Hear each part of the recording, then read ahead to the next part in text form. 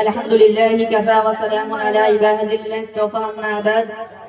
আলহামদুলিল্লাহ, যাবতীয় উপাসনা আরাধনা বন্দনা প্রেরণ করি সেই পাক জাতের প্রতি যিনি মহিয়ান গরিয়ান সর্বশক্তিমান, যিনি জলে স্থলে খেচরে ভচরে অনুতে প্রমাণিত সর্বত্র বিরাজমান, যিনার পূত পবিত্র নাম আল্লাহ রাব্বুল আলামিন। তিনার দরবারে সকলে মিলে সমগ্র কণ্ঠে উচ্চ স্বরে বলি আলহামদুলিল্লাহ।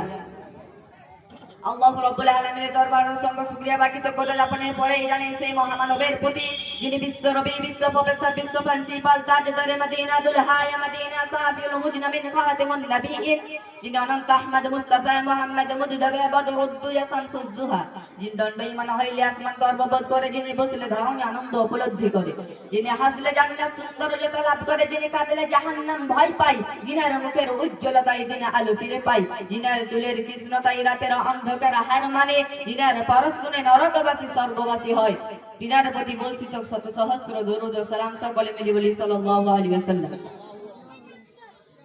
অতঃপর আমাদের এই মহিত অনুষ্ঠানের সুনাম ধন্য মহামান্য সম্মানীয় সভাপতি সাহেব এবং মঞ্চ উপবিষ্ট সদ্য শিক্ষক মন্ডলী ও দূর দূরান্ত থেকে আগত অতিথিবৃন্দ সম্মুখে উপস্থিত শতবিন্দুকে আমার আন্তরিক সালাম শুভেচ্ছা অভিনন্দন জানিয়ে আজকের অনুষ্ঠানে আলোচ্য বিষয় পিতামাতার হক অধিকার সন্তকে কোরআন ও হাদিস দ্বারা কিছু আলোকপাত করতে চাই। ওয়া মা তাওফীক ইল্লা বিল্লাহ। পিতামাতার হক অধিকার সংক্রান্তে আলোকপাত করাই গ্রামে মহানবী সাল্লাল্লাহু আলাইহি ওয়াসাল্লামের সামূল্য বাণী কথা স্মরণে পড়ে যায়। ইবনে মাজাহ শরীফ হযরত মুহাম্মদ রাদিয়াল্লাহু তাআলা আনহু পুত্র বর্ণনা করেন, ইন্না রাসূলান ক্বালা ইয়া রাসূল সাল্লাল্লাহু আলাইহি ওয়াসাল্লাম মা হাকুল লিদাইনি আলা ওয়ালাদিহিমা। অর্থাৎ এই ব্যক্তি সাল্লাল্লাহু আলাইহি ওয়াসাল্লাম জিজ্ঞাসা করে, ইয়া রাসূল সাল্লাল্লাহু আলাইহি ওয়াসাল্লাম সন্তানের উপর পিতামাতার হক অধিকার কি? ক্বালা রাসূল সাল্লাল্লাহু আলাইহি ওয়াসাল্লাম হুমা জান্নাতুকা ওয়া নারুকা। উত্তর সাল্লাল্লাহু আলাইহি ওয়াসাল্লাম বলেন, তারা হবে তোমার জন্য জান্নাত অথবা জাহান্নাম, অর্থাৎ তাদের অনুগ্রহ সেবা জন্য বেহেশত নামক স্থান পৌঁছে যায়, আর তাদের সাথে অশ্লীল অসন্তুষ্টি ব্যবহার জাহান্নাম পৌঁছে যায়। সম্মানিত বন্ধুগণ, শুধু তাই নয়, পিতামাতার অনুগ্রহ সেবার জন্য গুরুত্ব সম্পর্কে বলা হয়েছে যতক্ষণ পর্যন্ত জিহাদ ফরজ না হয়, ফরজিকে ফায়েজ করে থাকে, তখন পিতামাতার অনুমতি ব্যতীত সন্তানের জন্য জিহাদে যোগদান করা বৈধ নয়। দৃষ্টান্ত বুখারী শরীফে আব্দুল্লাহ ইবনে উমর রাদিয়াল্লাহু তাআলা আনহু পুত্র বর্ণনা করেন, জা রাসূলুল্লাহ সাল্লাল্লাহু আলাইহি ওয়াসাল্লাম ইন্নী উরিদুল জিহাদ। জনক ব্যক্তি সাল্লাল্লাহু আলাইহি ওয়াসাল্লামের নিকট জিহাদের অনুমতি নেওয়ার জন্য উপস্থিত হয়।